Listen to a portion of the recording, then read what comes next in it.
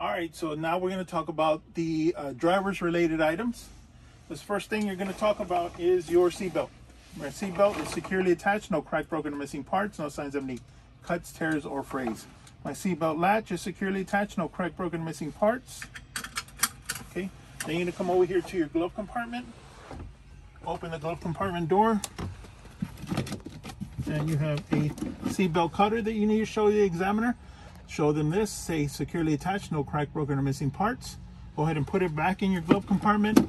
The next thing you need to talk about while you're in your glove compartment is tell the examiner that this bus does not use any fuses because you have a circuit breaker box, okay, or panel, circuit breaker box panel. Okay, then you're gonna come over here and start discussing your temperature control knobs. My temperature control knobs are securely attached, no crack, broken, or missing parts, and fully functional. There's 3 switches I don't want you to activate. 1, 2, 3. Master flasher, override, and noise suppression. Leave those alone, okay? But just discuss them. So my master flasher is securely attached, no crack, broken, or missing parts, and fully functional. My override switch is securely attached, no crack, broken, or missing parts, and fully functional. My noise suppression switch is securely attached, no crack, broken, or missing parts, and fully functional. My strobe light switch, this is where you can start messing with the switches and activating them. My strobe light switch is securely attached, no crack, broken, or missing parts, and fully functional. And it's on the exterior on the roof. My my driver's dome light switch is securely attached, no crack, broken, or missing parts, and fully functional, and the correct color white. My passenger dome lights switch is securely attached, no crack, broken, or missing parts, and fully functional, and the correct color white on the passenger dome lights. My driver's heater / defrost switch is securely attached, no crack, broken, or missing parts, and fully functional. My boost pump switch is securely attached, no crack, broken, or missing parts, and fully functional. My passenger rear heaters left and right switch, securely attached, no crack, broken, or missing parts, and fully functional.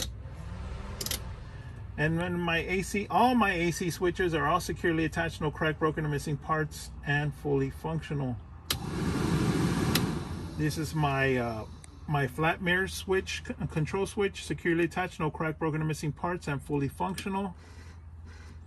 And then this is my convex mirror switch, securely attached, no crack, broken, or missing parts, and fully functional. My driver's left and right fan switches are securely attached, no crack, broken, or missing parts, and fully functional.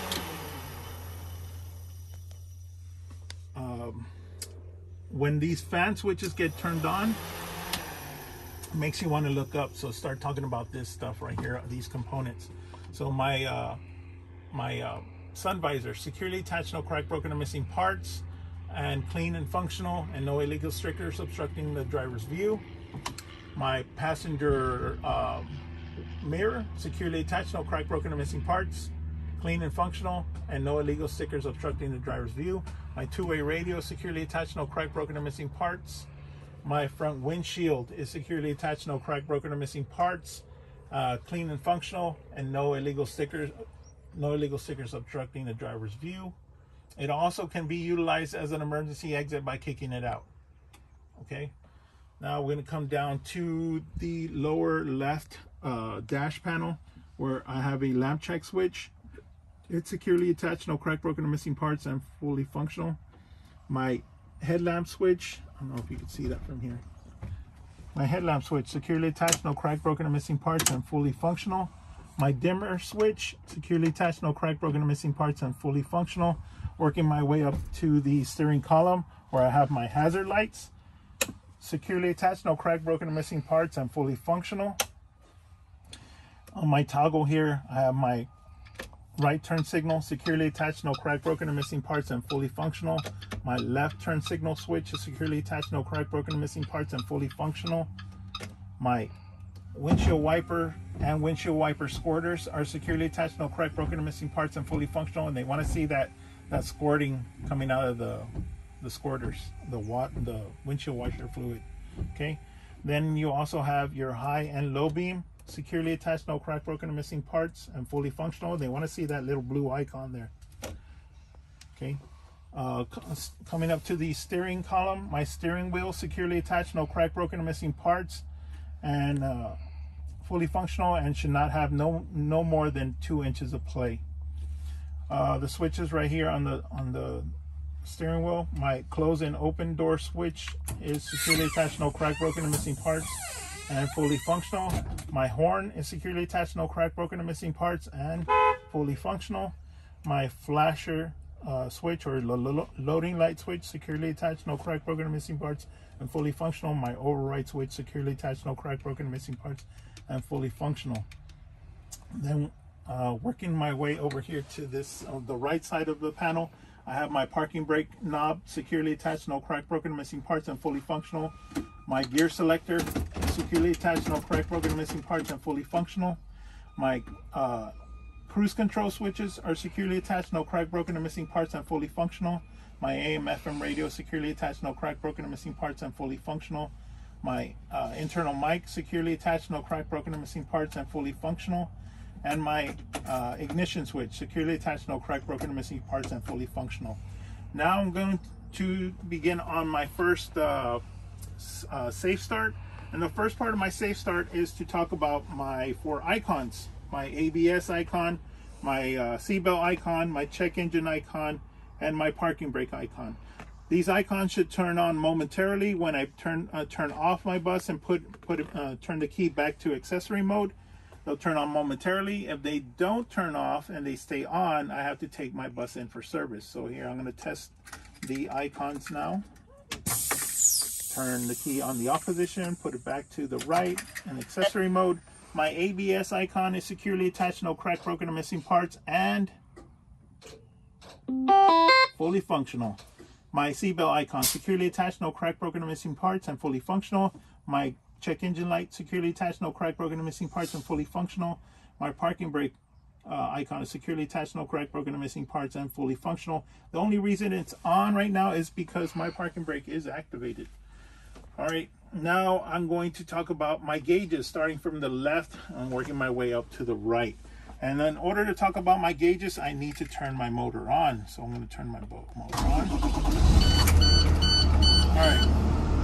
Starting with the transmission temperature gauge, securely attached, no crack, broken, or missing parts, and working in normal operating range. My DEF fuel gauge is securely attached, no crack, broken, or missing parts, working in normal operating range, filled to an adequate level, and should not be no less than 1/8 tank. My water temperature gauge is securely attached, no crack, broken, or missing parts, and working in normal operating range. My oil pressure gauge is securely attached, no crack, broken, or missing parts, and working in normal operating range. My RPM gauge is securely attached, no crack, broken, or missing parts, and working in normal operating range. My miles per hour gauge is securely attached, no crack, broken, or missing parts, and working in normal operating range. My voltmeter or my battery gauge is securely attached, no crack, broken, or missing parts, and working in normal operating range. My fuel gauge is securely attached, no crack, broken, or missing parts, and working in normal operating range and filled to an adequate level.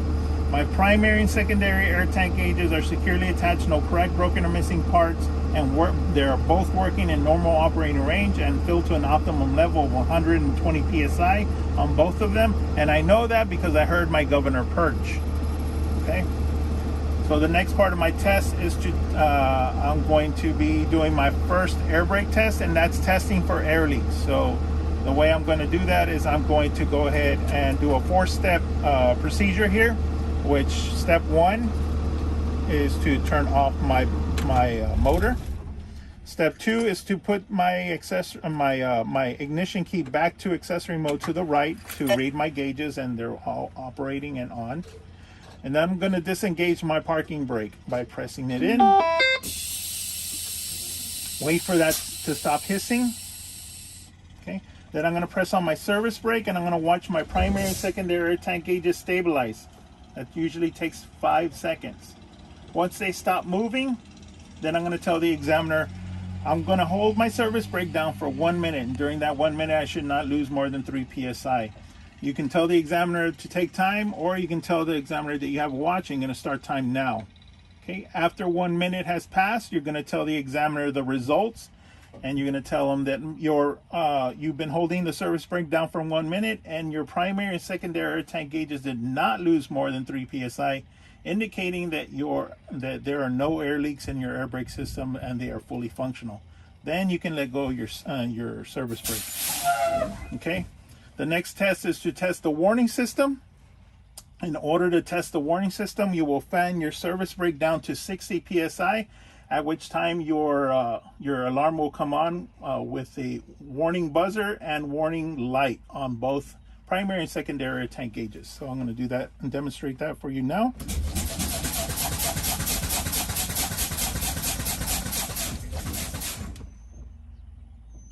Okay, my pressure came down to 60 psi, and my warning buzzer and warning alarm has activated, indicating that my warning system is fully functional. The next part of my test is to test my spring brakes, and in order to test my spring brakes, I will fan my service brake down to 30 to 40 psi, and my parking brake knob will activate by popping out. Okay, and I'll demonstrate that now. Okay, there's my parking brake knob. It popped out, indicating that my spring brakes are fully functional. At this time, I have no air pressure to continue my the next parts of my test, and I will tell the examiner, can I turn on my motor so I can repressurize my air tanks back to optimum levels of 120 psi. You need to get permission. They say yes. Go ahead and turn on your motor. When you turn your motor on, go ahead and disengage yourself from your seat. You will go outside and go grab the chocks. Well, ask the examiner, may I go outside and go grab my chocks? And if they say yes, then go ahead and go grab them.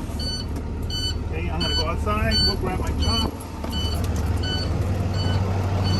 I don't have them on here, but I'll grab them from here, and then I'll come back inside, I'll grab my chocks, bring them in.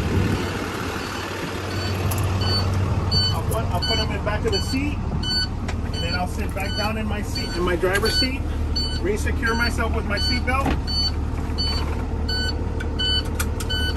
I'll close my doors, and I'll straighten out my steering wheel. So the way you straighten out your steering wheel, you lock it all the way to where it's turned to. So in this case, it's to the left. Put your steering wheel in the normal position, and turn it 2 full turns to the right.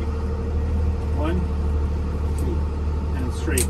If you're still waiting for your primary and secondary air tank gauges to reach optimum levels of 120 psi, and you're already set up, you can ask your examiner, may you utilize your accelerator in order to pressurize your primary and secondary air tank gauges faster. And you got to get permission from them. Once they say yes, then go ahead and press your accelerator, bring it up to at least 15 to 1800 RPM.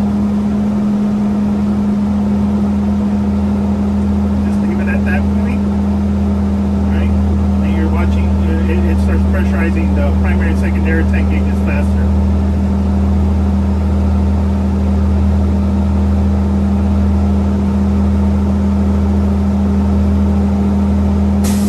Alright, I heard my governor perch. My primary and secondary tank gauges are at optimum levels of 120 psi, and I can continue my testing.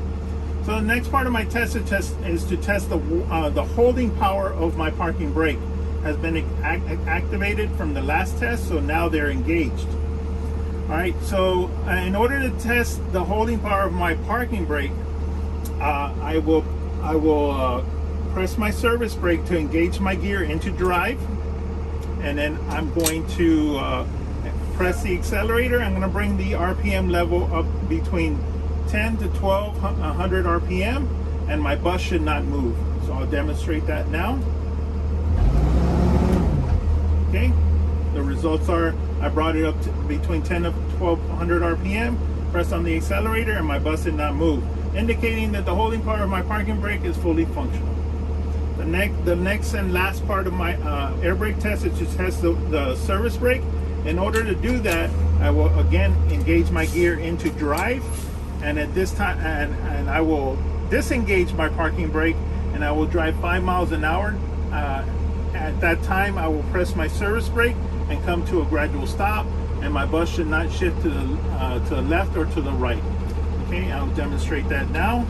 Disengage my parking brake and let go of my service brake, and I'm going to let the bus get up to 5 miles an hour, and then I'm going to press on my service brake. I should come to a complete stop, and then secure your bus, pull the parking brake, and discuss your results. I engaged my gear into drive, disengaged my parking brake, and I let my accelerator drive the bus up to 5 miles an hour. At that time, I pressed on the service brake, came to a gradual stop, and my bus did not shift to the left or the right, indicating that the service brakes on my bus are fully functional.